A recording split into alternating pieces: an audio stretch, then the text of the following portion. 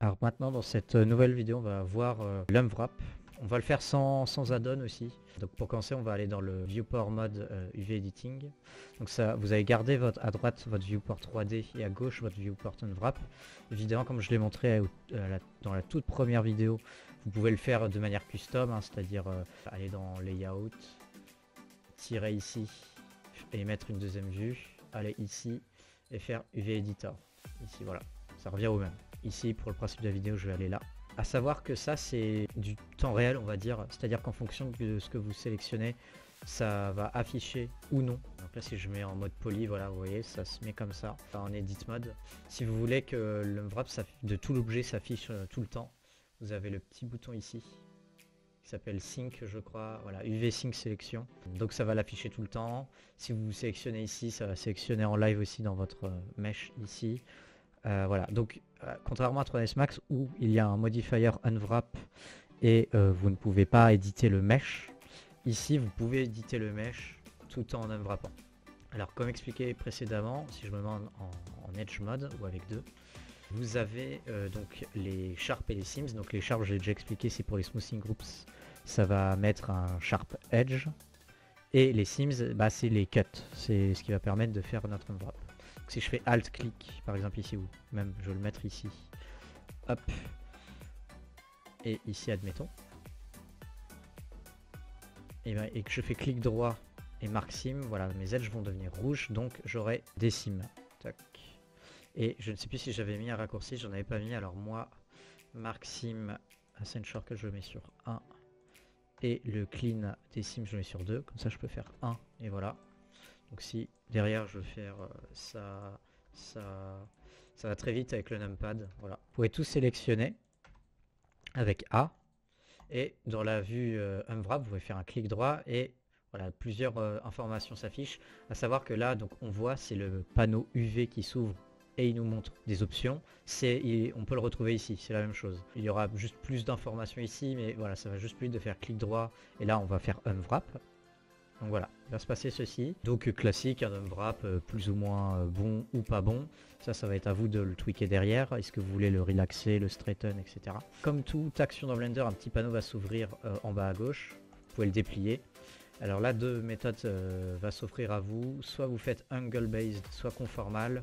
La différence entre les deux, c'est que angle based, ça va souvent être meilleur pour des shapes organiques et conformal pour du hard surface. Donc si vous unwrappez des pipes, des tubes, des cubes, bref, un meuble, peu importe, conformal, je dis souvent conformal, et angle based, bah, je sais pas si vous unwrappez une statue ou quelque chose de plus organique, des plantes, etc. Donc voilà, vous n'avez pas eu tout le même résultat. Donc vous voyez, pour une sphère qui est plutôt donc une shape organique, hein, c'est plutôt arrondi, le angle based fait un résultat moins bizarre que le conformal. Donc vous avez d'autres options ici, en général je ne les utilise pas trop, mais voilà, il y a le margin qui est présent ici, à savoir que le margin, en général on utilise d'autres méthodes pour packer vos UV après, alors soit avec des add-ons, et ça pareil, je vais revenir plus tard, soit par exemple ici, donc vous avez ce qu'on appelle des islands. Les islands c'est des éléments d'UV. Donc par exemple là si je me mets en vue de face, en mode face pardon, ça c'est un UV island, ça c'est un UV island et ça aussi. Ils appellent ça island dans Blender, et c'est pour ça que si vous sélectionnez tout et que vous voulez packer tout ça, vous pouvez faire un UV pack islands. Voilà, et là plusieurs options va s'afficher. Donc on va faire un pack, j'expliquerai les options après. Mais voilà, c'est comme ça que ça fonctionne. On applique des sims, on unwrap, vous choisissez votre mode, angle based conformal, et après vous paquez vos islands. Ah oui, chose que j'ai pas expliqué aussi, c'est pareil ici, si vous faites N, il y a ce petit panneau qui va s'ouvrir, et T pareil, c'est toujours N et T d'ailleurs, droite-gauche. Je peux juste revenir là. Donc vous avez des options. Et c'est ici aussi que vous retrouvez vos add-ons. Je crois que je ne l'ai pas dit ça, mais si vous installez des add-ons, en général, il y aura une petite case qui va s'afficher en plus ici. Tous vos add-ons s'afficheront là, ce qui est plutôt pratique. Car si vous oubliez vos shortcuts ou que vous n'avez pas envie d'aller dans les panneaux ici pour aller chercher votre add-on, en fait les boutons s'affichent ici. Là où dans Max, en général, les boutons des add-ons vont s'afficher en haut ici dans le ribbon, ou à côté en tout cas.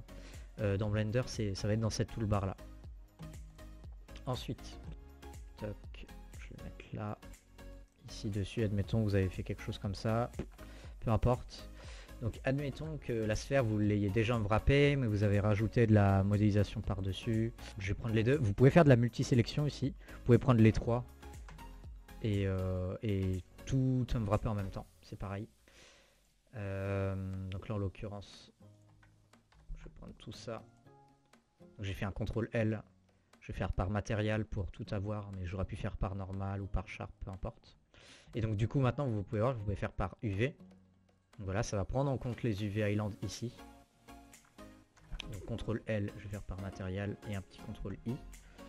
Je vais faire un unwrap. Donc là, vu qu'il n'y a pas de sim, forcément ça va me faire ça.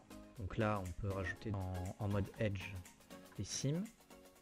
Si vous voulez faire comme dans 3S Max, faire un UV automatique, bon bah que je conseille pas, hein, qui est en général pas très bon, mais il y a le Smart UV Project ici. Pareil, vous pouvez mettre un raccourci en faisant clic droit, c'est une shortcut, comme pour tout. Pareil, donc comme dans 3S Max, c'est exactement pareil, vous choisissez l'angle, etc. Donc ça vous fait en fonction, donc soit tous les 66 degrés, ça va mettre une sim. Hop, donc là j'ai tous mes UV Island.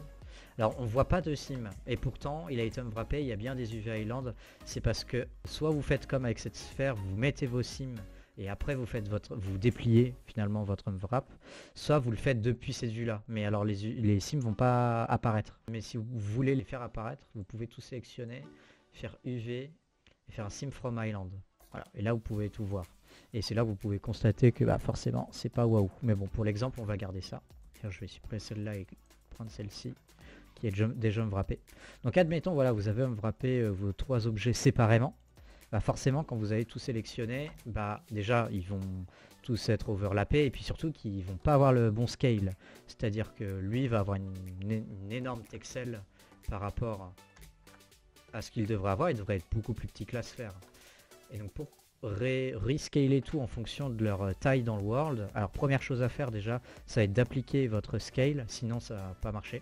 Donc on va prendre ces deux là que j'ai scalé à 47, faire CTRL A et scale. Donc là ils sont bien à scale de 1. La sphère elle est pas scale je crois, donc c'est bon. Ensuite vous sélectionnez tout avec A et vous faites un average island scale. Donc là vous allez voir voilà la sphère qui est beaucoup plus grande que les boulons, ce qui est logique. Donc là ils ont un scale qui est uniforme. Et après vous pouvez faire un pack island. Alors pack island pareil, vous avez le scale, le rotate, etc. Donc là pour cet exemple là je vais toucher à rien, je vais faire un pack. Donc voilà, ça va vous donner ça. Vous pouvez évidemment, si je refais un pack island, hop, gérer votre margin. Donc là il est à 0, donc c'est pas bon, on va mettre 0,5, je pense que ça va être beaucoup. Ouais, beaucoup trop. Pack island, je vais mettre 0.05. Pack, voilà. Et donc là, peu importe le packing que j'ai mis, et du coup, peu importe le scale qui va me faire en fonction du margin, parce que plus le margin est grand, plus les islands vont être petits, ce qui est logique. Ça va garder un scale consistant, c'est-à-dire que la sphère va toujours être plus grosse que les boulons. Donc ça c'est bien. Donc c'est important avant de faire vos packings de faire un average island scale et de appliquer tous vos scales, donc vos reset xform dans 3ds Max avant cette étape là. Donc ça c'est pour le average island scale et le pack island de vos UV, et donc avec soit un unwrap classique que vous pouvez faire en angle based ou conformal, soit avec un unwrap automatique. Bon, vous en avez d'autres ici, vous avez Cube Projection, etc. Vous en avez plein d'autres. C'est U, le raccourci, comme pour unwrap. Si vous voulez avoir ces options-là dans le 3D Viewport, vous faites U. Et là, vous avez les options. Chose qui est très intéressante, c'est aussi, par exemple, si vous avez un objet particulier à unwrapper qui demande une projection particulière, comme pour la vue, bah, hop, vous pouvez faire une projection from view. Et voilà, ça fait une projection depuis une vue. Donc si vous avez un plane, ou peu importe, ou vous voulez faire un truc customisé, bah voilà, il y a des options comme ça, en orthographique, caméra bound, etc. Vous avez des projections sphériques, cubiques, etc. Donc tout ça est ici. Donc ça c'est pour les différentes options d'unwrap et où les trouver. Non, je vais donner des petits tips, des petits trucs plus précis. Ici dans ce panneau là vous avez du relax, vous avez plein de choses, du stitch, du align, etc. Du copy aussi. À savoir que dans Max pour ça, alors unwrap, je vais mettre, hop, faire unwrap automatique c'était ici, hop, flatten mapping, flatten à tous les 45 degrés. je vais afficher le checker. Vous pouviez faire, par exemple, si lui était beaucoup plus grand que les autres, ce qui n'est pas logique du coup, vous pouviez tout sélectionner et faire un rescale cluster, voilà. Et là, ça va rescaler tout uniformément. C'est la même chose que le average island scale, c'est la même option. Si vous avez comme ici, alors là c'est une sphère donc ça va pas forcément être intéressant, mais un tube ou peu importe, et que vous voulez faire un truc très droit en UV, il y a une option pour ça dans Blender qui est plutôt pratique. Alors ça va être de prendre une face de votre unwrap, de base si possible la plus droite possible, donc là en l'occurrence ça va être celle du milieu, de prendre 2 vertex, admettons, là je vais me mettre en mode vertex, hop hop. Vous pouvez faire align horizontally, hop hop, donc là on voit que ça s'est aligné sur l'axe des Y, align vertically, hop, donc sur l'axe des X et des Y, donc ça fasse un carré parfait. Vous vous mettez en mode face, vous sélectionnez votre carré parfait, faites un CTRL L pour que ça prenne tout l'island, mais en ayant votre carré parfait en actif. Donc ce que je vous avais expliqué ici, en fonction de votre sélection, vous pouvez avoir à l'infini d'objets sélectionnés, mais il n'y a qu'un élément actif, et c'est votre dernière sélection. C'est pareil dans le mode UV, vous voyez tout l'island est sélectionné en orange, mais c'est ce carré là qui est actif. Et une fois que ça c'est fait, vous pouvez faire clic droit, follow active quad, hop, et là vous avez un truc parfaitement straight. Donc là forcément c'est une sphère, ça marche pas forcément, mais si on avait par exemple un cylindre ou même un tuyau, ça serait comme ça qu'il faudrait faire. Donc le follow active quad, très utile à faire sur une face qui est bien droite, pas forcément un carré, il faut juste que par exemple j'aurais pu prendre celui-là. Je vais vous montrer maintenant le pin qui est vraiment pas mal. Admettons on a ces 3 objets là et toc, je vais mettre ça là. Et admettons, cet objet-là, il est déjà unwrappé, il est déjà packé, et vous voulez pas qu'il bouge, vous pouvez appuyer sur P pour pin. Vous voyez, tous vos vertex ici deviennent rouges, c'est-à-dire qu'ils sont pinés littéralement. Et ce qui est bien dans Blender, surtout dans les nouvelles versions, c'est que maintenant de base, vous avez des options pour packer vos UV sans faire bouger ce qui est piné. Donc là, en l'occurrence, si je voulais packer tous mes boulons dans ces carrés d'UV sans bouger ma sphère, je peux faire un UV pack island toujours. Donc là c'est vous qui choisissez scale rotate ou aucun des deux. Vous pouvez choisir le mode de rotation aussi. Et chose intéressante, vous pouvez faire lock pin islands. Donc ça veut dire que tout ce qui est piné va être locké. Et vous pouvez choisir votre méthode de lock.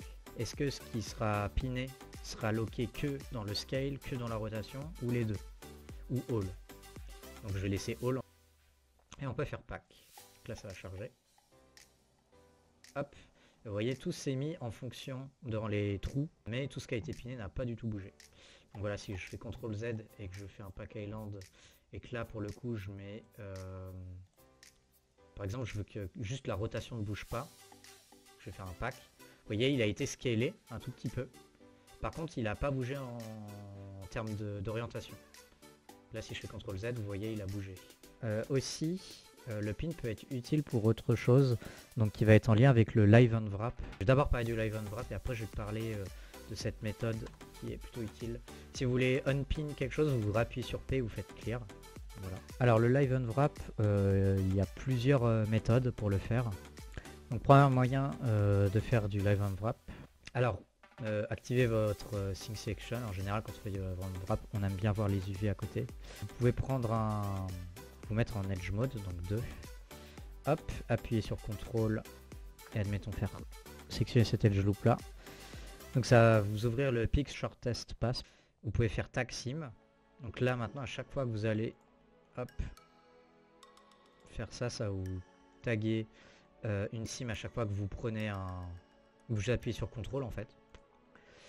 Hop, je CTRL Z ici. Pour les edge loops cependant, il faudra toujours faire clic droit, mark sim ou votre shortcut, ou d'ailleurs avec CTRL E pour edge, c'est le panneau, c'est le raccourci pour ce panneau ici. Donc CTRL E et vous pouvez faire mark sim, ou M après le CTRL E, ça va marquer une sim. Donc là pour le moment rien ne se passe. Et après vous allez ici dans le petit panneau option et vous cochez live unwrap. Là admettons je recommence, hop. Vous voyez mon unwrap va si je prends tout ça, que je fais CTRL E, M, voilà, le unwrap va commencer à bouger automatiquement. Tac. Hop. Donc moi c'est 1. Et voilà. Donc ça c'est la première méthode pour faire du live unwrap. Et vous avez sinon un deuxième mode de live unwrap. Donc ça c'était le live unwrap de la vue 3D. Vous avez aussi ici dans UV, vous avez live unwrap ici dans la vue unwrap. Hop, si je l'active, alors rien ne va se passer au début. Ça va être utile comme je le disais tout à l'heure avec les pin options. Si vous vous mettez en mode vertex, vous pouvez prendre par exemple ces vertex là. Alors là, pour la petite explication, je sélectionne ce vertex là et ça sélectionne aussi celui-ci et celui-ci parce qu'on est en mode sync. Donc forcément quand on unwrap, ce vertex c'est le même que celui-là et que celui-là. C'est celui-ci. Donc il est présent sur 3 UV Island différents. En tout cas sur 3 parties différentes. Et donc si vous n'aimez pas ça, vous pouvez le désactiver et dans la vue 3D faire A. Et là voilà, vous pouvez sélectionner que un vertex.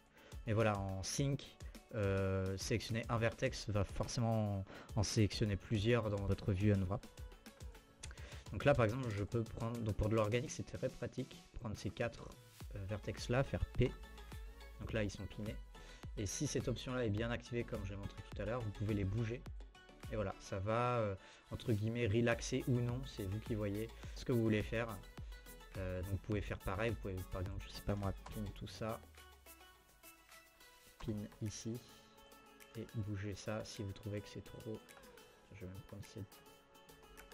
Voilà, admettons, pin. Vous pouvez bouger comme ça, vous pouvez faire toutes sortes de choses. Bon, alors en l'occurrence, c'est pas très joli. Mais par exemple, pour de l'unwrap de visage, j'ai vu que des gens l'utilisaient, c'était plutôt pas mal. Vous pourrez aussi utiliser un relax sur votre island en gardant ce qui est piné ici. Donc ça va relaxer votre island mais en gardant ces 4 vertex ici. Donc ça peut être utile pour toutes sortes de choses. Si vous avez des mèches organiques comme ça, par exemple un visage, vous pouvez très bien faire P pour pin ou utiliser cela, hein, c'est la même chose. Hop, prendre toute cette chose là et par exemple dans NUV, si vous allez là-dedans, vous avez un relax, vous pouvez relaxer et vous voyez que les objets pinés ne bougent pas. Donc vous pouvez relaxer des UV Island organiques et piner des endroits que vous voulez qui ne bougent pas. Donc le relax plus le pin, c'est vraiment un bon tips. Par exemple, je peux piner celui au milieu. Hop. Et vous avez aussi un mode UV Island ici. Comme un mode élément dans 3ds Max qui peut être plus pratique que de faire un CTRL L à chaque fois. Et voilà, donc pin plus relax. Alors le relax de ZenUV ou de peu importe, je crois que ça marche avec tous les relax. On va prévisualiser notre unwrap avec un checker, comme dans 3ds Max où c'était facile, c'était ici. Donc on avait un checker à disposition. Dans Blender, hop, on va aller dans Matériel ici. Alors, il y a ces options qu'on trouve en haut de la fenêtre unwrap et on peut aussi le faire ici, dans Matériel. Alors, je vais montrer les deux. Et puis ça va être une bonne transition pour la prochaine vidéo qui va parler des matériaux dans Blender. On va créer un nouveau ici dans New. Donc on est dans le panneau matériel. Donc on a un nouveau matériel qui s'appelle matériel. On peut le renommer ici. On peut l'appeler UV Shaker, peu importe. On va cliquer sur Base Color ici sur le petit point jaune. On va mettre Image Texture. Après on va cliquer dans New et Generated Type. On va mettre UV Grid ou Color Grid, peu importe comme vous voulez. Hop, on va faire OK. Donc rien ne se passe parce que vous êtes en mode solide. Vous pouvez faire Material Preview et voilà. On a le UV Checker. Si on retourne là, donc on clique ici, on peut mettre le Color Grid. Hop, c'est la même chose que dans 3ds Max finalement. Donc ça c'est la première méthode qui est pas mal parce que comme ça vous pouvez retourner en mode solide et vous n'avez pas le checker d'activer. Et lors de l'export vous pouvez très bien changer les matériaux ou même le supprimer en appuyant ici. Hop, CTRL Z pour le remettre. Autre méthode ça va être ici. Vous pouvez faire New et en fait vous avez le même panneau, c'est exactement le même. Vous pouvez mettre UV Grid, Color Grid, peu importe. Là je vais mettre UV Grid admettons. Vous pouvez choisir son ratio. En général, ça je n'y touche pas parce que peu importe, 1024 ou 4000 ou peu importe, ou 2048, peu importe. Dans tous les cas, ça sera sur un carré d'UV. Vous allez exporter ça dans un autre DCC ou dans un moteur, donc peu importe. New Image, et donc voilà. L'image apparaît ici, hop. Donc ça c'est si vous voulez votre texture dans la vue de l'Unwrap. À savoir que d'ailleurs je ne l'ai pas dit, mais vous avez pareil du snapping et de la soft selection aussi ici, avec pareil que là des modes de sélection, médiane, 2D curseur, etc. Vous avez la même chose que le 3D curseur, ici, mais là, avec Shift plus clic droit, vous pouvez le déplacer, qui peut être pas mal. Et vous avez la même chose ici, curseur to origin, donc il va revenir ici dans la vue 2D, l'origine c'est 0,0, donc en bas à gauche, etc. Vous avez les mêmes choses, un peu les mêmes options que ici, avec Shift plus S. Vous pouvez changer, rouvrir le panneau ici, avec les deux petits fichiers, et si vous voulez ouvrir une image custom comme par exemple je sais pas une texture rectangulaire ou peu importe, vous pouvez cliquer ici et la porter depuis vos dossiers de votre ordinateur, donc des textures custom. Je crois qu'il y a d'autres méthodes pour afficher un checker. Moi j'aime bien le faire comme ça parce que j'ai à la fin donc admettons je sais pas j'ai plusieurs matériaux dans ma scène, genre y revenir, mais ça peut être ID2, ça peut être ID1 ou subset, vous pouvez appeler ça comme vous voulez. Donc ID1, ID2 et UV checker. Si à la fin j'ai unwrappé mon objet, qu'il est bien unwrappé et que j'ai terminé, je peux très bien supprimer celui-là, appliquer mes matériaux, mais toujours avoir dans mon fichier Blender le checker ici. Et donc si j'ai un nouveau mesh que je suis en train, donc je vais juste mettre ça en rouge pour les différencier, et que je suis en train de me wrapper celui-là, bah, au lieu de le recommencer toute la manipulation que je vous ai montré, bah, hop, je peux reprendre mon UV checker et voilà. Donc j'aime bien garder un matériau checker avec cette méthode là. Et puis aussi il y a des add-ons, mais pareil, ça je vais y reparler dans la vidéo add-on, qui avec un bouton vous mettent une texture avec un checker directement sans faire toute la manipulation que je vous ai montré avec le plus, le new, cliquez ici, image texture, etc. Mais bon, je préfère montrer en vanilla d'abord et avec les add-ons après. Maintenant, je vais vous montrer comment avoir plusieurs UV sur votre objet dans Blender, et je fais un petit rappel entre DS Max. Donc alors, vous ouvrez votre UV Editor. Alors moi, je passe par ZenUV, mais vous pouvez, si vous ne l'avez pas, aller dans UV Editing, ici. Moi, je vais rester dans Layout et je vais faire hop. Vous pouvez aller ici dans Data, UV Map, et là, vous avez vos UV de rangée. Donc comme des layers dans Photoshop, etc.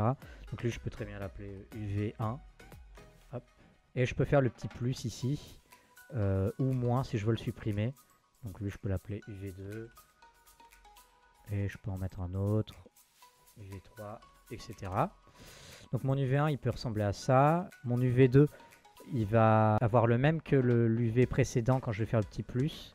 Donc lui, par exemple, si je le réorganise, que je fais un pack island, peu importe, hop, comme ça, vous pouvez voir si je switch, voilà, c'est pas les mêmes.